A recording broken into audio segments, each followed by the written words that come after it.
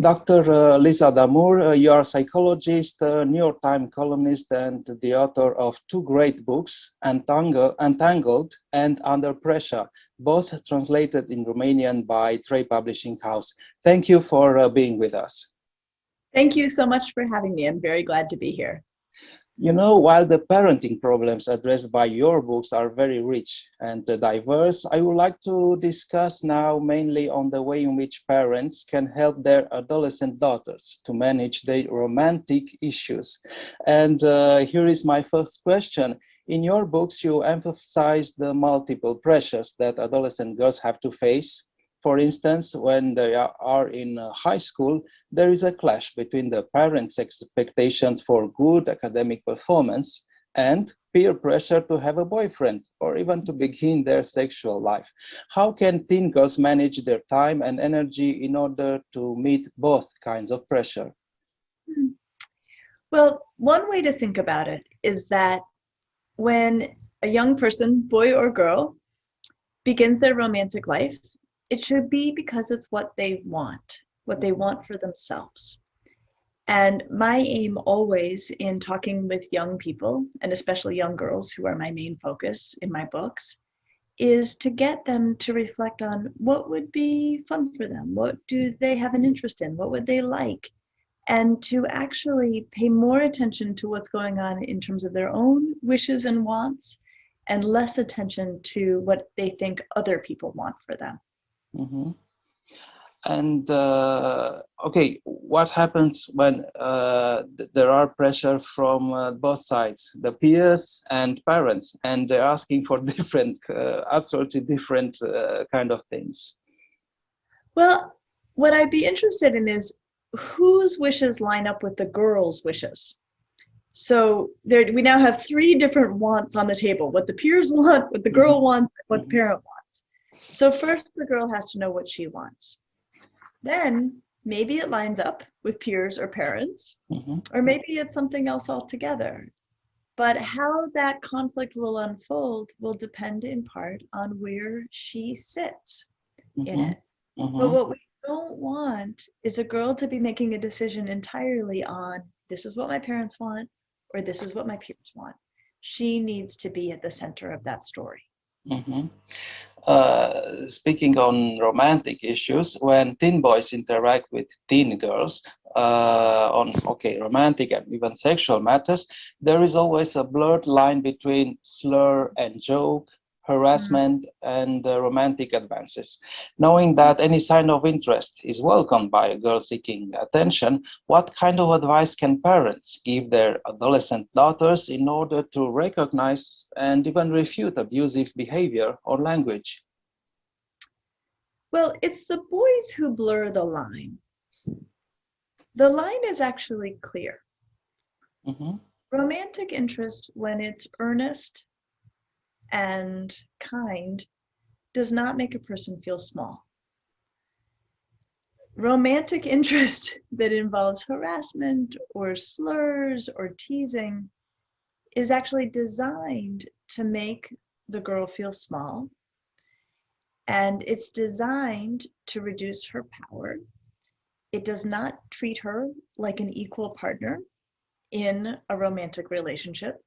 So what I would say as parents is that we need to say to girls, even if a guy says it's just a joke, jokes are really dangerous in this territory. When you call something just a joke, it allows you to say things that are mean, demeaning, power reducing. So if somebody feels they need to tell you that what they said was just a joke, you're getting a lot of information that that's probably not somebody you want to hang out with. And could you give us some examples of some lines, some things that the girls should say in order to clear that boundary?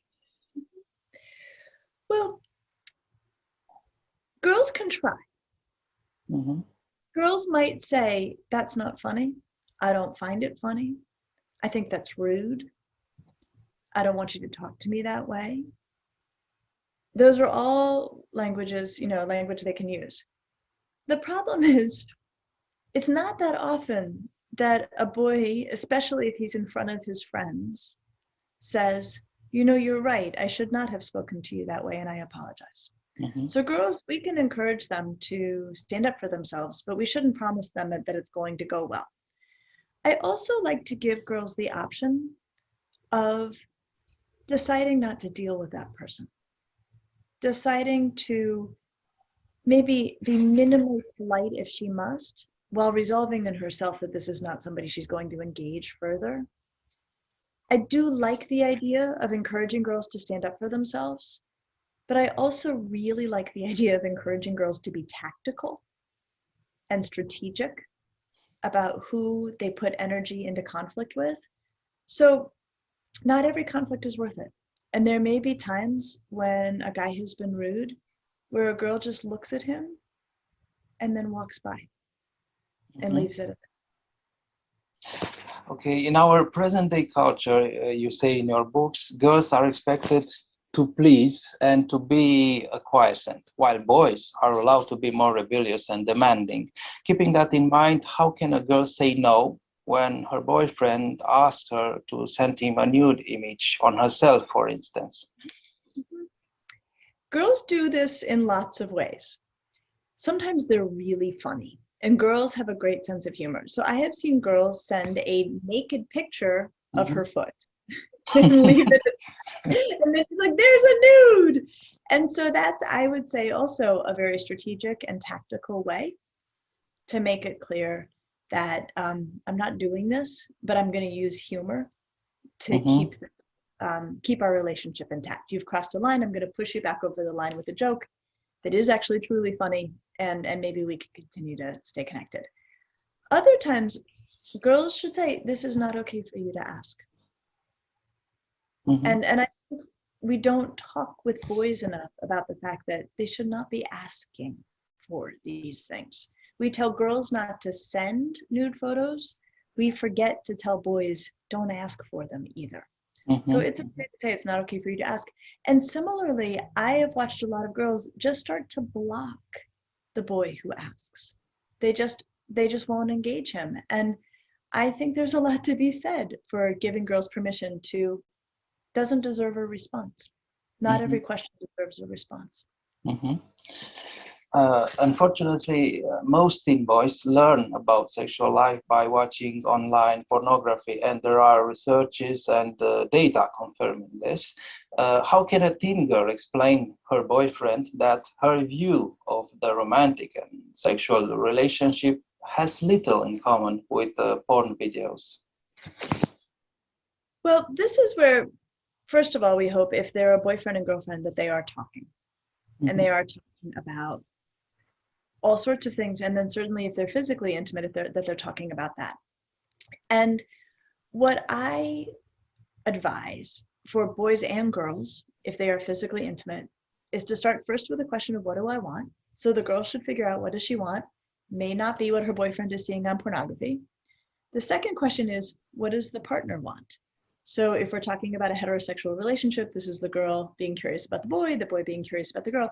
So she should take an interest in what's interesting. You know, she should want to know what he wants to do. He should want to know what she wants to do.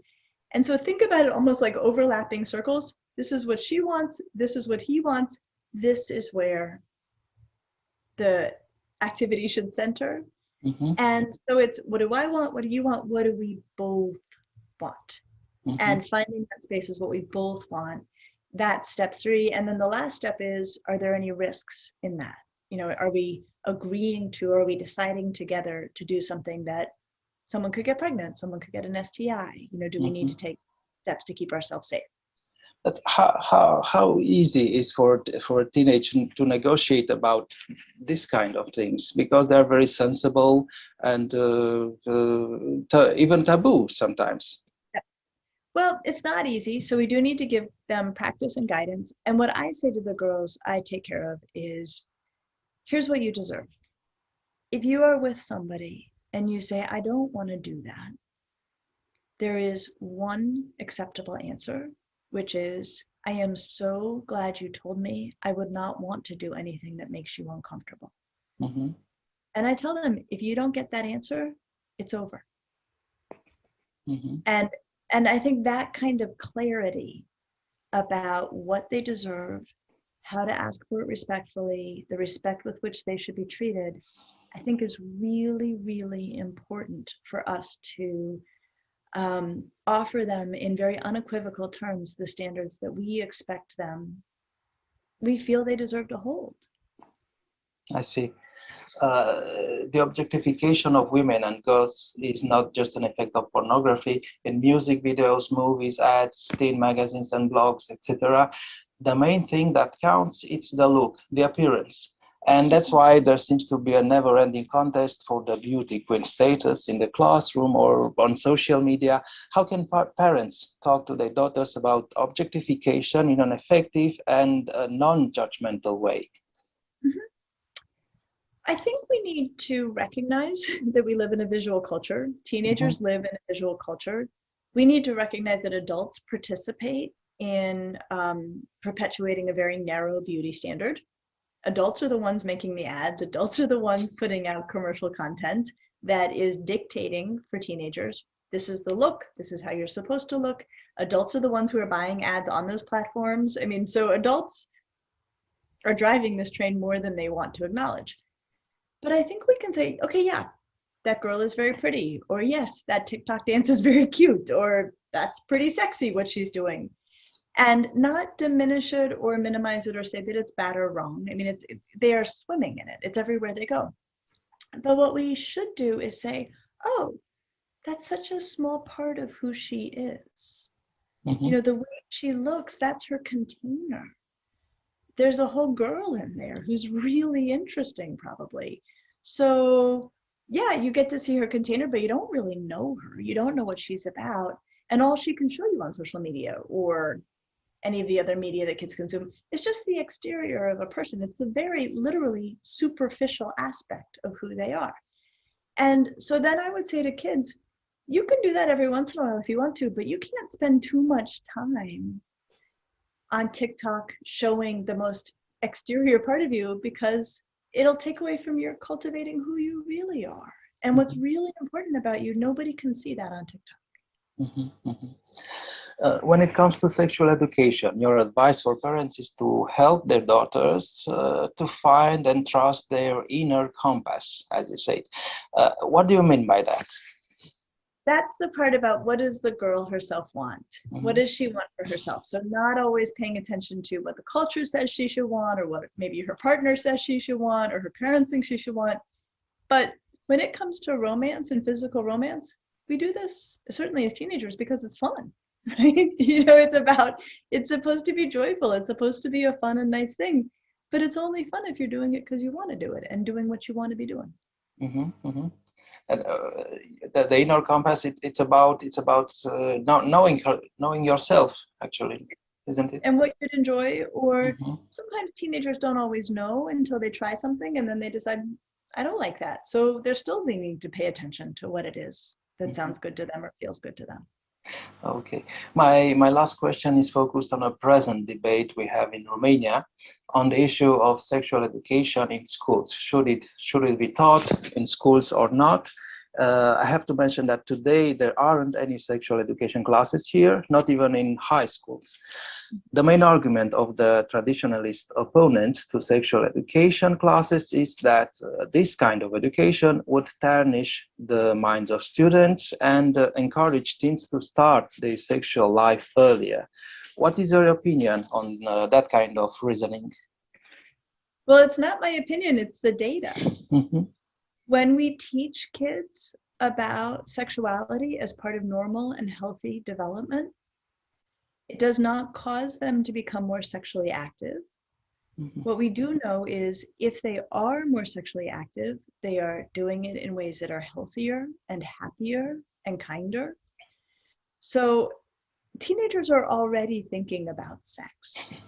We're not going to be the ones who introduce this idea to them. But if we are not teaching them about what healthy, equitable relationships look like, porn will be their sex ed teacher. And that's not really what any reasonable adult wants. Okay, thank you very much, Dr. You're Damour, for your precious advice, and thank you for the wisdom you shared in your books, Untangled and Under Pressure, two precious guides for parents of teenage girls. Thank you very much. good. And thanks to Trey for publishing them in Romania.